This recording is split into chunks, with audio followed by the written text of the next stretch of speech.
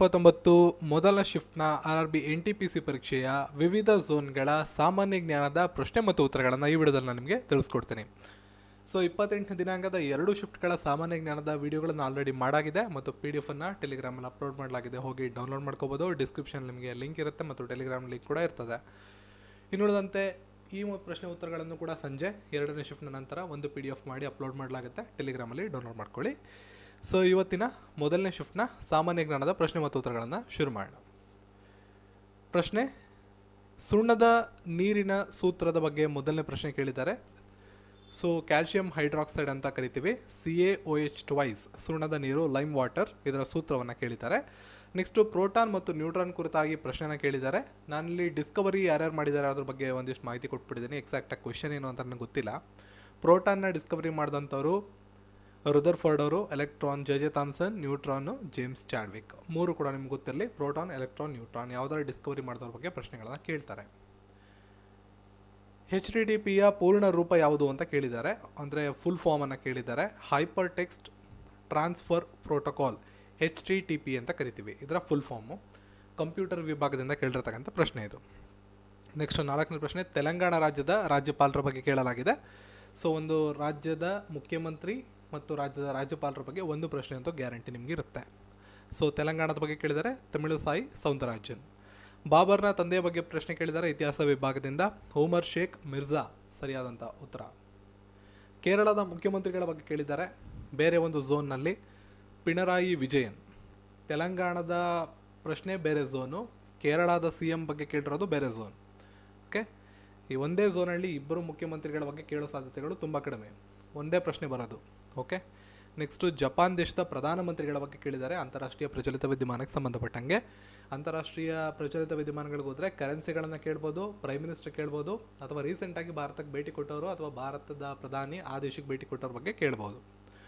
Japan ದೇಶದ ಪ್ರಧಾನಮಂತ್ರಿಗಳ ಹೆಸರು ಕೇಳಿದ್ದಾರೆ ಯೋಶಿಹೈಡಾ ಸುಗಾ. ಮತ್ತು ರಾಜಧಾನಿ ಗೊತ್ತಿರಲಿ ಟೋಕಿಯೋ, ಕರೆನ್ಸಿ ಜಪಾನೀಸು, ರಾಷ್ಟ್ರೀಯ ಭಾಷೆ ಜಪಾನೀಸು, ಕರೆನ್ಸಿ ಜಪಾನೀಸ್ ಎನ್ ಅಂತ. ಜಪಾನ್ ದೇಶದ ಬಗ್ಗೆ, ಕರೆನ್ಸಿ ಬಗ್ಗೆ ಮತ್ತು ರಾಜಧಾನಿ ಬಗ್ಗೆ ಇಂದಿನ ಪರೀಕ್ಷೆಗಳಲ್ಲಿ RRB ಪರೀಕ್ಷೆಗಳಲ್ಲಿ ಪ್ರಶ್ನೆಗಳು ಕೇಳಿರೋದ್ರಿಂದ ಅಡಿಷನಲ್ ಆಗಿ ಸೇರಿಸಿದ್ದೀನಿ. ಇವತ್ತು ಕೇಳಿರೋ ಪ್ರಶ್ನೆ ಪ್ರಧಾನಮಂತ್ರಿಗಳ ಹೆಸರಷ್ಟೇ, ನೀವು ರಾಜಧಾನಿ ಕರೆನ್ಸಿ ಎರಡನ್ನೂ ಜೊತೆಲಿ ನೋಡ್ಕೊಂಡಿರಿ. GSTಯ ಪೂರ್ಣ ರೂಪ, full form of GST goods and service tax ಅಂತ ಕರಿತೀವಿ. ಕನ್ನಡದಲ್ಲಿ ಸರಕು ಮತ್ತು ಸೇವಾ ತೆರಿಗೆ. ಇದೊಂದು ಪರೋಕ್ಷ ತೆರಿಗೆ ಆಗಿರ್ತದೆ. GST ಯಾವ ವಿಧವಾದ ಟ್ಯಾಕ್ಸ್ ಅಂತ ಮತ್ತೊಂದು ಝೋನ್ನಲ್ಲಿ ಕೇಳಲಾಗಿದೆ. ಇದು ಡೈರೆಕ್ಟ್ ಟ್ಯಾಕ್ಸ್, ಇಂಡೈರೆಕ್ಟ್ ಟ್ಯಾಕ್ಸ್ ಅಂತ ಕೇಳಿರ್ತಾರೆ. ಇದೊಂದು ಇಂಡೈರೆಕ್ಟ್ ಟ್ಯಾಕ್ಸ್, ಪರೋಕ್ಷ ತೆರಿಗೆ. ನೆಕ್ಸ್ಟು ಸಿನ್ ಕನಾರಿ ಅವರ ಬಗ್ಗೆ ಪ್ರಶ್ನೆ ಕೇಳಲಾಗಿದೆ. ಸಿನ್ ಕನಾರಿ ಯಾರಪ್ಪ ಅಂದರೆ ಜೇಮ್ಸ್ ಬಾಂಡ್ ಚಿತ್ರಗಳಲ್ಲಿ ನಟನೆ ಮಾಡ್ತದ್ದಂಥ ಖ್ಯಾತ ನಟ ಆಗಿದ್ರು, ಹಾಲಿವುಡ್ ನಟ. ಅವರು 2020ರಲ್ಲಿ ತಮ್ಮ 90ನೇ ವಯಸ್ಸಿನಲ್ಲಿ ನಿಧನರಾಗಿದ್ದಾರೆ.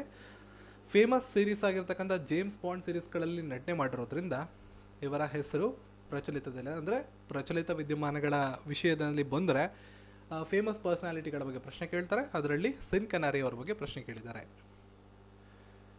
ಸುಕ್ರೇಶಾವರ್ ದೇವಸ್ಥಾನ ಎಲ್ಲಿ ಕಂಡು ಬರ್ತದೆ ಅಂತ ಕೇಳಿದ್ದಾರೆ. ಅಸ್ಸಾಂ ರಾಜ್ಯದಲ್ಲಿ ಕಂಡು ಬರ್ತದೆ. ನೆಕ್ಸ್ಟ್ ಚಂದ್ರಯಾನ 2ರ ವಾಹನ ಕೇಳಿದ್ದಾರೆ. ಯಾವ ವಾಹನದಲ್ಲಿ ಲಾಂಚ್ ಮಾಡಲಾಗಿತ್ತು? ನಿನ್ನೆ RRBಯಲ್ಲಿ ಚಂದ್ರಯಾನ 2 ಯಾವಾಗ ಲಾಂಚ್ ಆಗಿತ್ತು ಅಂತ ಕೇಳಿದರು, ಡೇಟನ್ನು ಕೇಳಿದರು. ಇವತ್ತಿನ RRBಯಲ್ಲಿ ಚಂದ್ರಯಾನ 2ರ ವಾಹನವನ್ನು ಕೇಳಿದ್ದಾರೆ. ಸೊ GSLV Mk3 M1 ಇದು ಚಂದ್ರಯಾನ 2ರ ಉಡಾವಣಾ ವಾಹನ.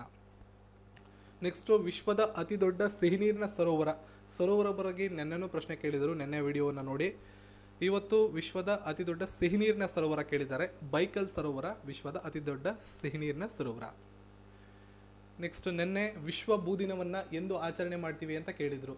ಇವತ್ತು ಭೂದಿನದ ಥೀಮ್ ಕೇಳಿದ್ದಾರೆ, ಅರ್ತ್ ಡೇನ ಯಾವಾಗ ಸೆಲೆಬ್ರೇಟ್ ಮಾಡ್ತೀವಿ ಅಂತ ಕೇಳಿದರು. 22 ಏಪ್ರಿಲ್ ಪ್ರತಿ ವರ್ಷ ಸೆಲೆಬ್ರೇಟ್ ಮಾಡ್ತೀವಿ. ಸೊ ನಿಮಗೆ ನಾನು ನೆನ್ನೆ ವಿಡಿಯೋದಲ್ಲೇ ಥೀಮ್ ಬಗ್ಗೆನೂ ಹೇಳಿದ್ದೆ. ಕ್ಲೈಮ್ಯಾಟ್ ಆ್ಯಕ್ಷನ್ ಅನ್ನೋದು ಥೀಮು, ಅದನ್ನು ಈ ಒಂದು RRBಯಲ್ಲಿ ಫಸ್ಟ್ ಶಿಫ್ಟಲ್ಲಿ ಕೇಳಿದ್ದಾರೆ. ನೆಕ್ಸ್ಟು ICC ಕ್ರಿಕೆಟಿಗೆ ಸಂಬಂಧಪಟ್ಟಂಗೆ ICCಯ ಕೇಂದ್ರ ಕಚೇರಿ ಅಥವಾ ಪ್ರಧಾನ ಕಚೇರಿ ಎಲ್ಲಿ ಕಂಡು ಬರುತ್ತೆ ಅಂತ ಕೇಳಿದ್ದಾರೆ. ದುಬೈನಲ್ಲಿದೆ, ಯುನೈಟೆಡ್ ಅರಬ್ ಎಮಿರೇಟ್ಸಲ್ಲಿ. ಅದಕ್ಕೂ ಮುಂಚೆ ಎಲ್ಲಿತ್ತು ಅಂದರೆ ಯುನೈಟೆಡ್ ಕಿಂಗ್ಡಮಲ್ಲಿತ್ತು, ಲಂಡನಲ್ಲಿ. 1909ರಿಂದ 2005ವರೆಗೂ ಲಂಡನಲ್ಲೇ ಇತ್ತು ಇದರ ಕೇಂದ್ರ ಕಚೇರಿ. 2005ರಿಂದ ಪ್ರೆಸೆಂಟು ಈಗ 2020 ತನಕ ಇಲ್ಲಿವರೆಗೂ ದುಬೈಯಲ್ಲಿದೆ, ಯುನೈಟೆಡ್ ಅರಬ್ ಎಮಿರೇಟ್ಸ್, UAE. ಅಧಿಕೃತ ಭಾಷೆ ಇಂಗ್ಲೀಷು. ಒಟ್ಟು ಸದಸ್ಯ ರಾಷ್ಟ್ರಗಳು 104. ನೋಡಿ ICC ಬಗ್ಗೆ ಕೇಳಿದ್ರೆ ಇನ್ನೊಂದು IPL ಬಗ್ಗೆ ಕೇಳಿದ್ರೆ ICC ಬಗ್ಗೆ ಕ್ವಶನ್ಸು ಎರಡರಲ್ಲಿ ಒಂದಿರ್ತದೆ. IPL ಬಗ್ಗೆ ಕೇಳಿದಾಗ ICC ಬಗ್ಗೆ ಇರಲ್ಲ, ICC ಅಥವಾ BCCI ಬಗ್ಗೆ ಕೇಳಿದ್ರೆ IPL ಬಗ್ಗೆ ಇರಲ್ಲ. ಕ್ವೆಶನ್ಸು ಈ ರೀತಿಯಾಗಿ ಕೊಡ್ತಾರೆ. ICC, BCCI, IPL 2020 ಇವು 3 ಟಾಪಿಕ್ಸ್ನ ಓದಿಕೊಳ್ಳಿ, 1ರಿಂದ 2 ಅಂಕ ಗ್ಯಾರಂಟಿ ಇರುತ್ತೆ. ಮುಖ್ಯವಾಗಿ ICCಯ ಮುಂದಿನ ದಿನಗಳಲ್ಲಿ ಏನು ಪ್ರಶ್ನೆ ಕೇಳ್ಬೋದು ICC ರಿಲೇಟೆಡ್ ಆಗಿ ಅಂದರೆ, ICCಯ ಅಧ್ಯಕ್ಷರು ಯಾರು ಅಂತ ಈ ವರ್ಷ ಆಯ್ಕೆಯಾಗಿರ್ತಕ್ಕಂಥ ಗ್ರೇಗ್ ಬಾರ್ಲೆ, ಇವರು ನ್ಯೂಜಿಲೆಂಡ್ ದೇಶದವರು, ಇವರು ICCಯ ಪ್ರಸ್ತುತ ಅಧ್ಯಕ್ಷರು. ಆಯಿತಾ. ಇನ್ನು ICCಯ ಪ್ರಸ್ತುತ CEO ಭಾರತದವರು ಮನು ಸಾನ್ಹಿ ಅಂತ. ಇವೆರಡು ಇಂಪಾರ್ಟೆಂಟ್ ಹೆಸರುಗಳು. ನಿಮಗೆ ಮುಂಬರುವ ಶಿಫ್ಟ್ಗಳಲ್ಲಿ ICC ಕುರಿತಾಗಿ ಪ್ರಶ್ನೆ ಕೇಳಿದ್ರೆ ಪ್ರಶ್ನೆಗಳನ್ನು ಈ ಥರ ಕೇಳ್ಬೋದು. ಹಳೆಯ ಒಂದು ಕೇಂದ್ರ ಕಚೇರಿ ಎಲ್ಲಿತ್ತು ಅಂತ ಕೇಳ್ಬೋದು. ಹಳೆಯ ಕೇಂದ್ರ ಕಚೇರಿ ನಿಮಗೆಲ್ಲ ಗೊತ್ತಿರೋಂಗೆ ಲಂಡನಲ್ಲಿತ್ತು, 2005ರಿಂದ ಇವಾಗ ದುಬೈಯಲ್ಲಿದೆ. ಸೊ ICCಯ ಫುಲ್ ಫಾರ್ಮ್ ಕೇಳ್ಬೋದು, BCCI ಫುಲ್ ಫಾರ್ಮ್ ಕೇಳ್ಬೋದು, ICCಯ ಪ್ರಸ್ತುತ ಅಧ್ಯಕ್ಷರು ಯಾರು ಅಂತ ಕೇಳ್ಬೋದು, ICCಯ CEO ಯಾರು ಅಂತ ಕೇಳ್ಬೋದು. ಅಧ್ಯಕ್ಷರ ಲೇಖನ ಆಧಾರದ ಮೇಲೆ ಪ್ರಶ್ನೆ. ಅಧ್ಯಕ್ಷರು ಅಂದರೆ ಭಾರತದ ಪ್ರೆಸಿಡೆಂಟ್, ಇಂಡಿಯನ್ ಪ್ರೆಸಿಡೆಂಟ್ ಪ್ರಸ್ತುತ ರಾಮನಾಥ್ ಕೋವಿಂದ್ ಅವರು. ಆರ್ಟಿಕಲ್ 52 ಭಾರತದ ರಾಷ್ಟ್ರಪತಿಗಳ ಬಗ್ಗೆ ಉಲ್ಲೇಖ ಮಾಡುತ್ತೆ. ರಾಷ್ಟ್ರಪತಿಗಳ ಬಗ್ಗೆ ನಿನ್ನೆ ಪ್ರಶ್ನೆಯಲ್ಲಿ ರಾಷ್ಟ್ರಪತಿಗಳ ಕ್ಷಮಾದಾನದ ಬಗ್ಗೆ ಕೇಳಿದರು. ರಾಷ್ಟ್ರಪತಿಗಳ ಕ್ಷಮಾದಾನ ಯಾವ ವಿಧಿಯ ಅನ್ವಯ ಮಾಡಲಾಗುತ್ತೆ ಅಂತ ನಿನ್ನೆ ಕೇಳಿದರು. ಇವತ್ತು ಕೂಡ ಒಂದು ಪ್ರಶ್ನೆ ಕೇಳಿದ್ದಾರೆ, ಎಕ್ಸಾಕ್ಟಾಗಿ ಪ್ರಶ್ನೆ ಗೊತ್ತಿಲ್ಲದಿರೋದ್ರಿಂದ ರಾಷ್ಟ್ರಪತಿಗಳ ಲೇಖನದ ಬಗ್ಗೆ ಹೇಳ್ಕೊಟ್ಟಿದ್ದೀನಿ. ಭಾರತದ ರಾಷ್ಟ್ರಪತಿಗಳ ಬಗ್ಗೆ ನಮ್ಮ ಸಂವಿಧಾನದ ವಿಧಿ 52ರಲ್ಲಿ ಉಲ್ಲೇಖ ಇದೆ. ಇನ್ನುಳಿದಂತೆ ರಾಷ್ಟ್ರಪತಿಗಳ ಪ್ರಮುಖ ಅಧಿಕಾರಗಳ ಬಗ್ಗೆ ನೀವು ಓದ್ಕೋಬೋದು. ಇದು ಕಾನ್ಸ್ಟಿಟ್ಯೂಷನಿಂದ ಕೇಳಿರ್ತಕ್ಕಂಥ ಪ್ರಶ್ನೆ. ನೆಕ್ಸ್ಟು ಇಂಡಿಯನ್ ಬ್ಯಾಂಕ್ನ ಟ್ಯಾಗ್ ಲೈನ್ ನೋಡಿ. ಬ್ಯಾಂಕಿಂಗ್ ಅಂತ ಬಂದರೆ ನಿನ್ನೆ ತುಂಬ CEOಗಳ ಬಗ್ಗೆ ಕೇಳಿದರು, ಇವತ್ತು ಬ್ಯಾಂಕ್ನ ಸ್ಥಾಪನೆ ಕೇಂದ್ರ ಕಚೇರಿ ಬಗ್ಗೆ ಕೇಳಿದ್ದಾರೆ, ಇಲ್ಲ ಟ್ಯಾಗ್ ಲೈನ್ ಬಗ್ಗೆ ಕೇಳ್ತಾರೆ. ಬ್ಯಾಂಕ್ನ ಟ್ಯಾಗ್ ಬಗ್ಗೆ ಕೇಳ್ಬೋದು. ಅವಾಗವಾಗ ಒಂದೊಂದು ಶಿಫ್ಟಲ್ಲಿ ಬರುತ್ತೆ, ಎಕ್ಸಾಕ್ಟಾಗಿ ಬರುತ್ತೆ ಅಂತ ಹೇಳೋಕ್ಕಾಗಲ್ಲ. ಬಟ್ ಇಂಡಿಯನ್ ಬ್ಯಾಂಕ್ ಅಂತ ಕೇಳಿದ್ದಾರೆ ಇವತ್ತು, ಯುವರ್ ಓನ್ ಬ್ಯಾಂಕ್, ನಿಮ್ಮ ಸ್ವಂತ ಬ್ಯಾಂಕ್ ಅಂತ.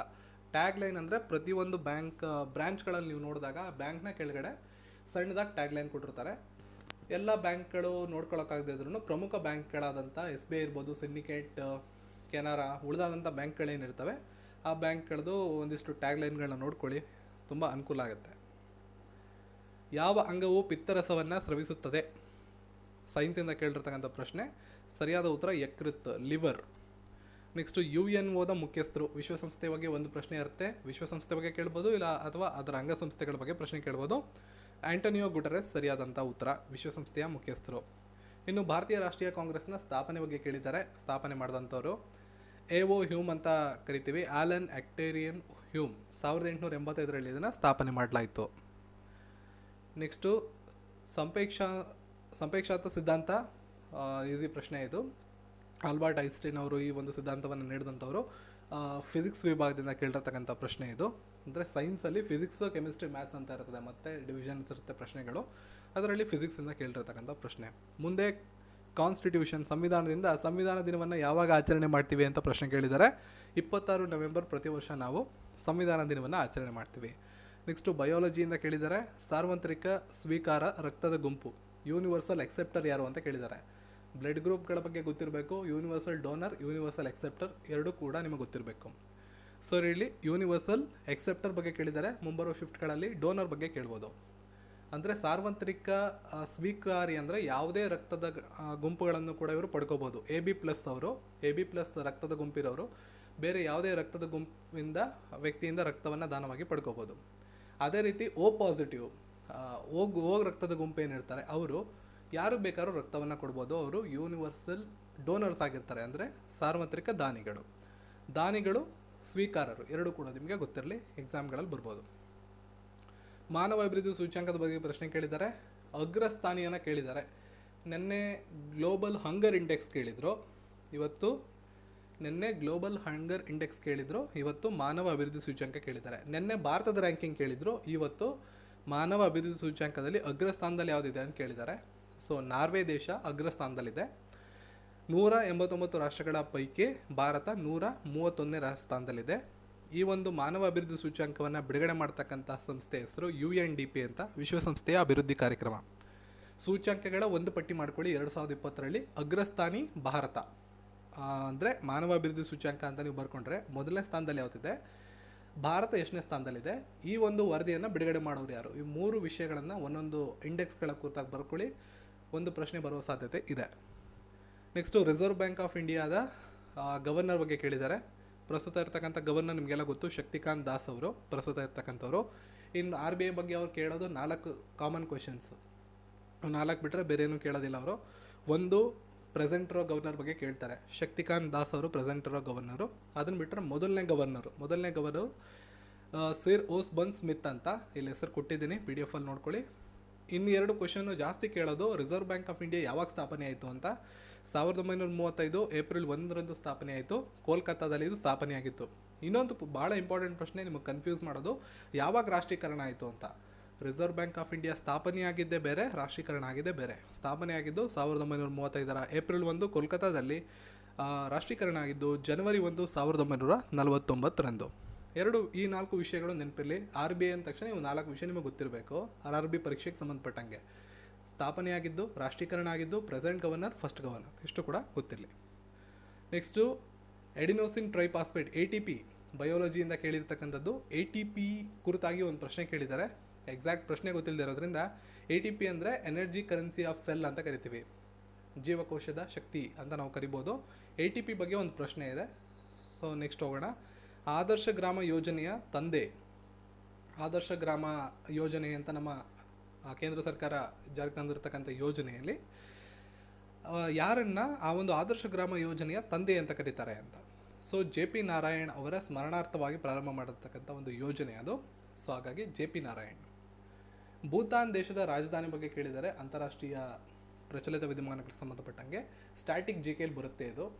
ಅಂತಾರಾಷ್ಟ್ರೀಯ ಭಾರತದ ಅಕ್ಕಪಕ್ಕದ ನೆರೆಹೊರೆಯ ರಾಷ್ಟ್ರಗಳು, ಅಲ್ಲಿಯ ರಾಜಧಾನಿ, ಕರೆನ್ಸಿ, ರಾಷ್ಟ್ರೀಯ ಕ್ರೀಡೆ ಬಗ್ಗೆ ಪ್ರಶ್ನೆ ಕೇಳ್ತಿರ್ತಾರೆ. ಅದರಲ್ಲಿ ಭೂತಾನ್ ಬಗ್ಗೆ ಕೇಳಿದರೆ ರಾಜಧಾನಿ ಥಿಂಪು, ಪ್ರಧಾನಮಂತ್ರಿಗಳು ಲೋಟ್ಸೆ ತೆಸ್ರಿಂಗ್.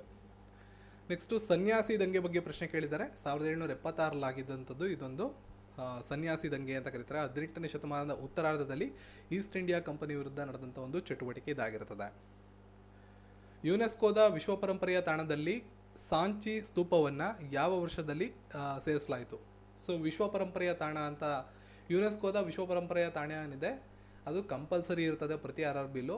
ಒಂದೊಂದು ಶಿಫ್ಟಲ್ಲಿ ಇರ್ಬೋದು, ಒಂದೊಂದು ಶಿಫ್ಟಲ್ಲಿ ಇಲ್ಲದೆ ಇರ್ಬೋದು. ಬಟ್ ಈ ಯುನೆಸ್ಕೋ ಮತ್ತು UNICEFಗೆ ಸಂಬಂಧಪಟ್ಟಿರೋಂಗೆ ಪ್ರಶ್ನೆಗಳಂತೂ ಗ್ಯಾರಂಟಿ ಇರ್ತವೆ, ಎಸ್ಪೆಷಲಿ ಭಾರತಕ್ಕೆ ಸಂಬಂಧಪಟ್ಟಂಗೆ. ಇಲ್ಲಿ ಸಾಂಚಿ ಸೂಕ್ತವನ್ನು ಯುನೆಸ್ಕೋದ ವಿಶ್ವ ಪರಂಪರೆಯ ತಾಣಕ್ಕೆ ಯಾವಾಗ ಸೇರಿಸಿದ್ರು ಅಂತ ಪ್ರಶ್ನೆ ಕೇಳಿದ್ದಾರೆ. 1989.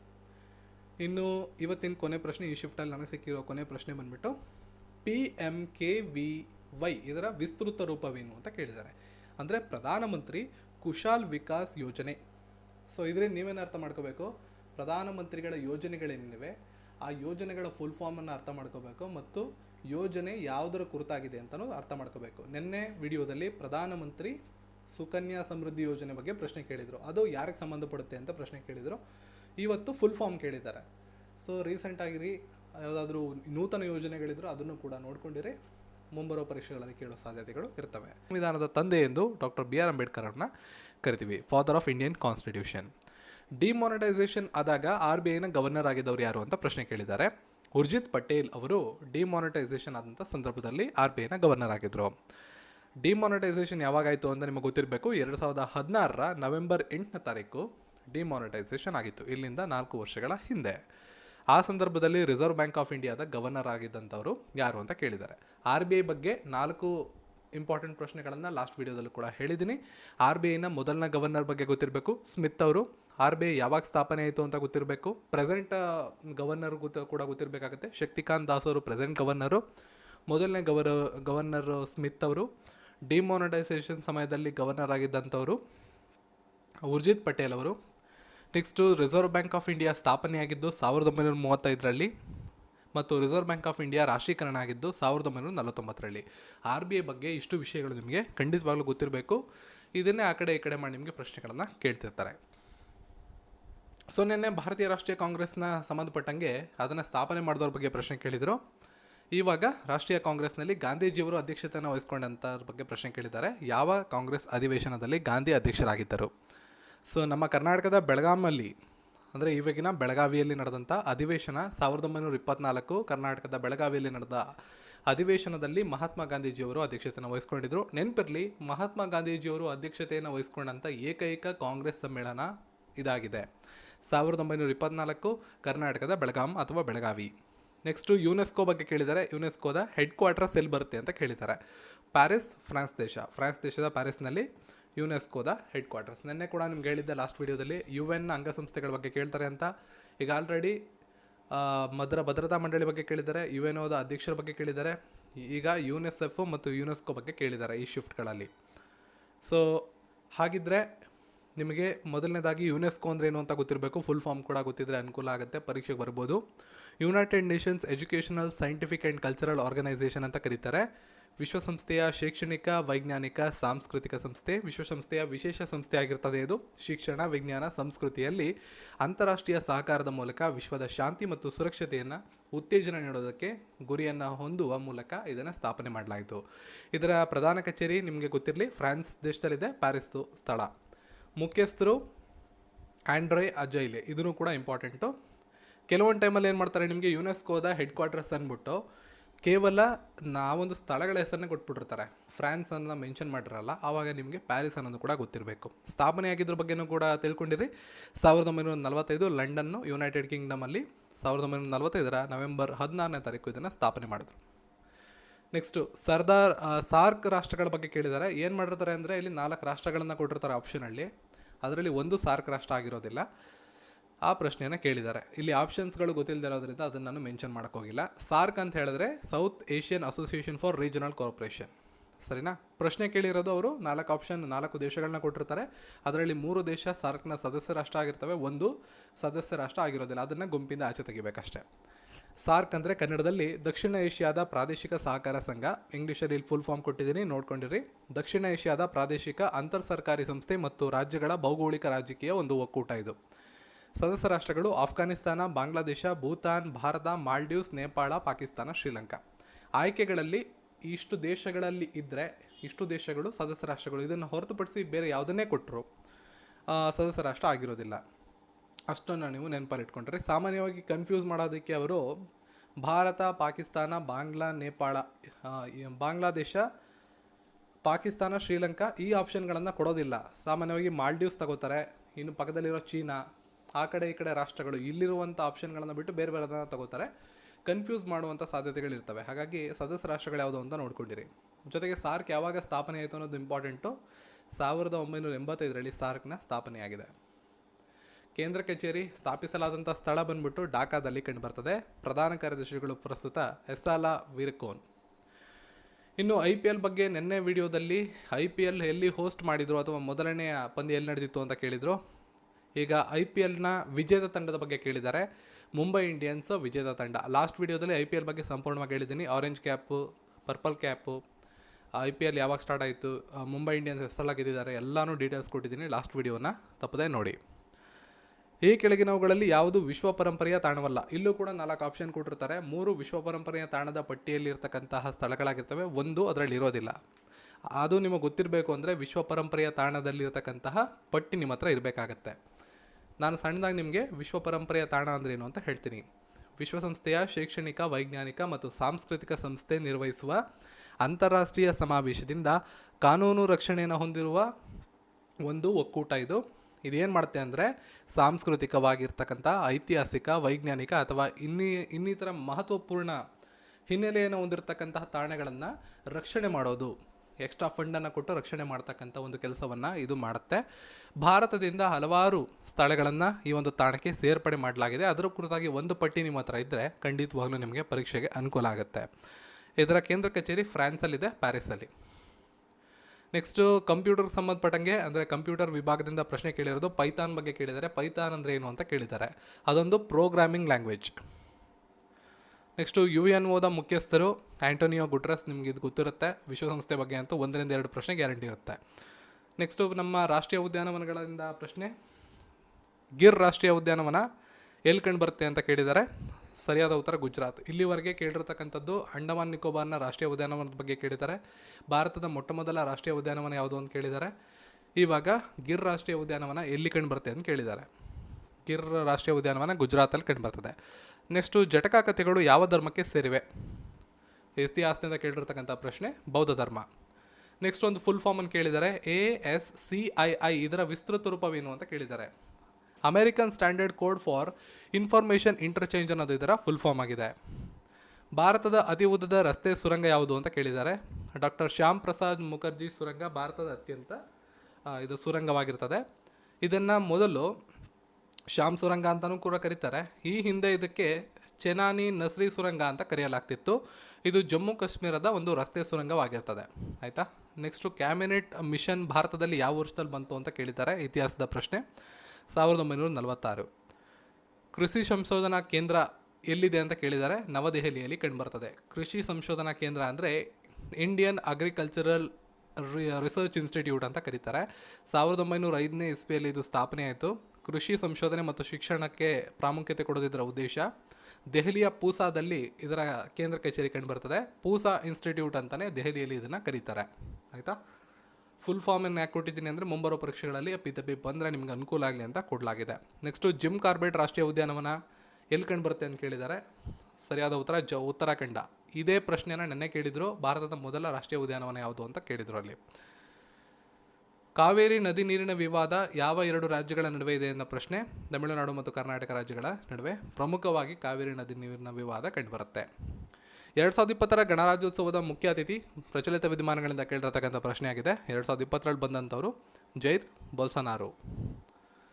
ನೆಕ್ಸ್ಟು ಬೆರಿ ಎನ್ನುವ ಕಾಯಿಲೆ ಯಾವ ವಿಟಮಿನ್ ಕೊರತೆ ಉಂಟಾದರೆ ಬರುತ್ತೆ ಅಂತ ಕೇಳಿದ್ದಾರೆ. ನೆನ್ನೆ ರಿಕೆಟ್ಸ್ ಬಗ್ಗೆ ಕೇಳಿದರು. ವಿಟಮಿನ್ ಡಿ ಕೊರತೆಯಿಂದ ರಿಕೆಟ್ಸ್ ಬರುತ್ತೆ.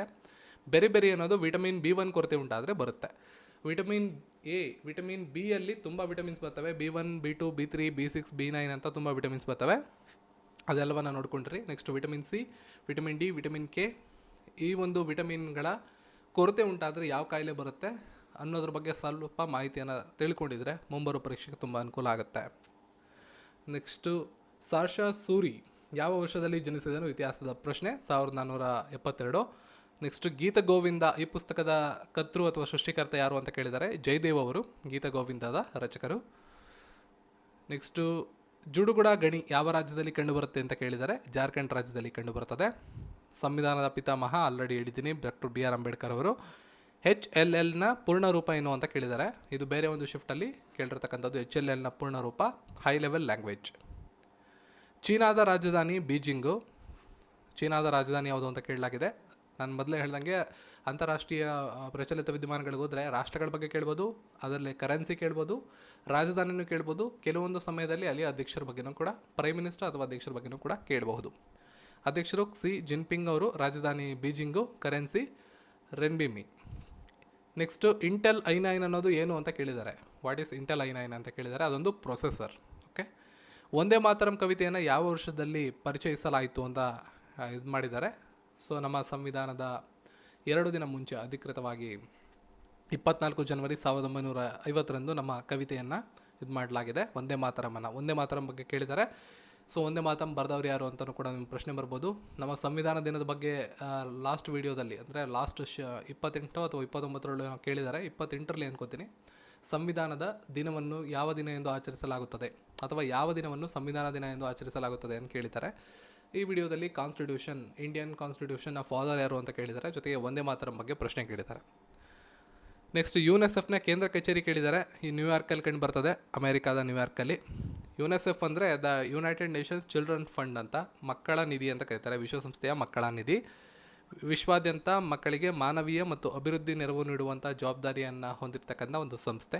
ಕೇಂದ್ರ ಕಚೇರಿ ಅಮೆರಿಕಾದ ನ್ಯೂಯಾರ್ಕಲ್ಲಿ ಕಂಡು ಬರುತ್ತೆ. ಮುಖ್ಯಸ್ಥರು ಬಂದ್ಬಿಟ್ಟು ಹೆನ್ರಿಯೆಟ್ H4 ಅಂತ. ಸ್ಥಾಪನೆಯಾಗಿದ್ದು 1946 ಡಿಸೆಂಬರ್ 11ರಂದು. ಗೊತ್ತಿರಲಿ. ಹುಮಯೂನು ನಾಮವನ್ನು ಬರೆದವರು ಯಾರು ಅಂತ ಕೇಳಿದ್ದಾರೆ. ಇತಿಹಾಸದ ಪ್ರಶ್ನೆ. ಗುಲ್ಬದನ್ ಬೇಗಂ ಅವರು ಇದನ್ನು ಬರೆದಂಥವ್ರು. ನೆಕ್ಸ್ಟು ಇಸ್ರೋದ ಬಗ್ಗೆ ಅಂತೂ ಇರ್ತದೆ. DRDO ಬಗ್ಗೆ ಕೇಳಿದರು ನನ್ನ ವಿಡಿಯೋದಲ್ಲಿ. ಇವತ್ತಿನ ವಿಡಿಯೋದಲ್ಲಿ ಚಂದ್ರಯಾನದ ಬಗ್ಗೆ ಕೇಳಿದರು. ಚಂದ್ರಯಾನ ಯಾವಾಗ ಸ್ಟಾರ್ಟ್ ಆಯಿತು ಅಂತ ಕೇಳಿದರು. ಚಂದ್ರಯಾನದ ವೆಹಿಕಲ್ ಬಗ್ಗೆ ಕೇಳಿದರು. ಲಾಂಚ್ ವೆಹಿಕಲ್ ಬಗ್ಗೆ ಪ್ರಶ್ನೆ ಕೇಳಿದರು. ಇವಾಗ ಇಸ್ರೋ ಬಗ್ಗೆ ಕೇಳಿದ್ದಾರೆ. ಇಸ್ರೋ ಯಾವ ವರ್ಷದಲ್ಲಿ ಸ್ಥಾಪನೆ ಆಯಿತು ಅಂತ. 1969 15 ಆಗಸ್ಟ್ರಂದು ಇಸ್ರೋ ಸ್ಥಾಪನೆ ಆಯಿತು. ಇಂಡಿಯನ್ ಸ್ಪೇಸ್ ರಿಸರ್ಚ್ ಆರ್ಗನೈಸೇಷನ್ ಅಂತ ಅದರ ಫುಲ್ ಫಾರ್ಮ್ ಆಗಿರುತ್ತೆ. ವಿಕ್ರಮ್ ಸಾರಾಭಾಯಿ ಇಸ್ರೋದ ಸ್ಥಾಪಕರು. ಇಸ್ರೋದ ಪ್ರಸ್ತುತ ನಿರ್ದೇಶಕರ ಬಗ್ಗೆ ಪ್ರಶ್ನೆ ಬರೋ ಸಾಧ್ಯತೆ ಇದೆ. ಸೊ ಕೆ ಶಿವನ್, ಕೈಲಾಸ ವಾಡಿವ ಶಿವನ್ ಅನ್ನೋದು ಅವರ ಪೂರ್ಣ ನಾಮ. ಕೆ ಶಿವನ್ ಅಂತ ನೆನ್ಪಿಟ್ಕೊಂಡ್ರೆ ಸಾಕು ನೀವು. ನೆಕ್ಸ್ಟು ಶಾರ್ಷಾ ಸೂರಿ ಸಮಾಧಿ ಎಲ್ಲಿ ಕಂಡು ಬರುತ್ತೆ ಅಂತ ಕೇಳಿದರೆ ಬಿಹಾರ್ ರಾಜ್ಯದ ಸರಾಸಮಲ್ಲಿ ಕಂಡು ಬರ್ತದೆ. ಇನ್ನು ಭಾರತದಲ್ಲಿ ಪ್ರಸ್ತುತ ಇರತಕ್ಕಂಥ ಹೈಕೋರ್ಟ್ಗಳ ಸಂಖ್ಯೆ ಬಗ್ಗೆ ಅಂತಿಮ ಪ್ರಶ್ನೆಯನ್ನು ಕೇಳಲಾಗಿತ್ತು. ಸೊ 25 ಹೈಕೋರ್ಟ್ಗಳನ್ನು